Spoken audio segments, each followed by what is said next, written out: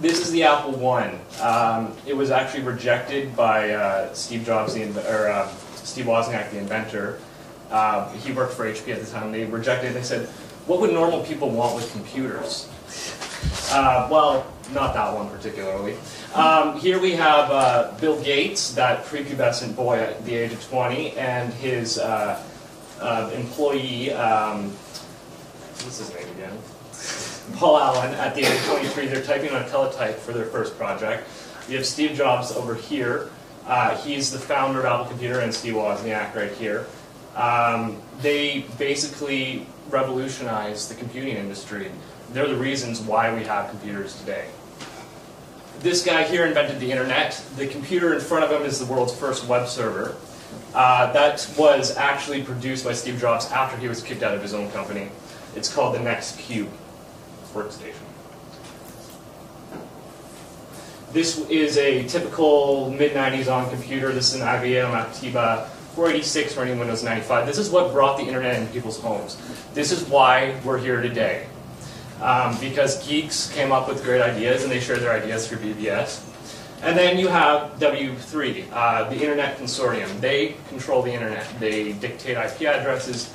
Currently we're running out of IP addresses and we're implementing a new protocol called IP version 6. So we have more individual IPs to give computers on the internet.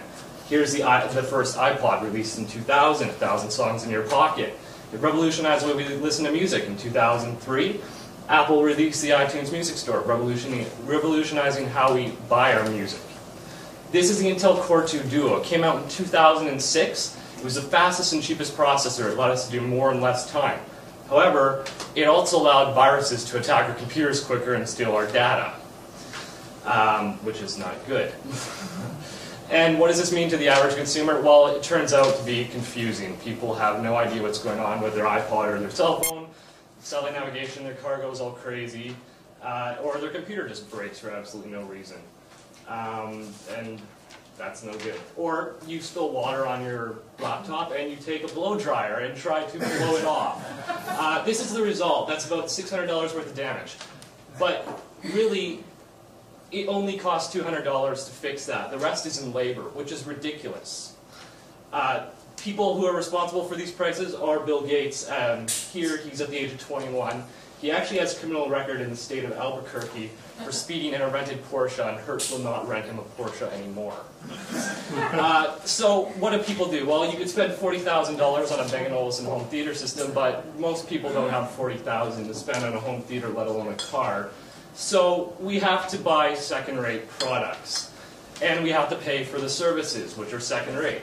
So not only do we have to fight that, but we have the growth of malware from 1986 to 2007. You can see that the growth of infected computers is exponential over the last 3 years, which means that the odds are of you having a virus is quite high.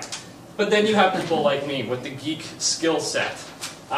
These people, we take advantage of you and we fix your computers or we sell you computers, but we need change. However, some people don't change, such as Circuit City. The CEOs of the company said, no, our overhead's high, we need to overcharge, people don't want to buy from us, competition. Well, the good thing that came out of it is now that they're bankrupt, they can turn all their stores into schools and hospitals. So one day, you wake up, and your laptop looks like this, you pull out your briefcase, you go, wow, how much is this going to cost me? Well, to have that repaired, you're looking at around $500. That screen's worth $200, so you're looking at about $300 in labor. That's ridiculous. What's the solution? Lower prices in labor to fix technology and help more people. Don't say there's too much overhead. Okay, we can run low overhead businesses. We don't need to run them out of big box stores. People like me can run a business out of their home with low overhead. Now, support. People need support with their technology. Without support, we're lost. So you need a person that you can work with on a day-to-day or weekly or monthly basis who can handle your technology issues. Otherwise, one day, every single computer may look like this, have a corrupted kernel, you'll have no idea how to fix it. By the way, the price tag to fix that right now, if you take it to a big box store, is around $200, which is ridiculous because I could probably do it for $60.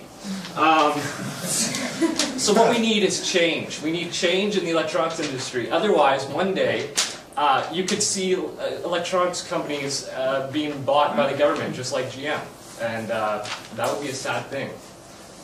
So that concludes my presentation.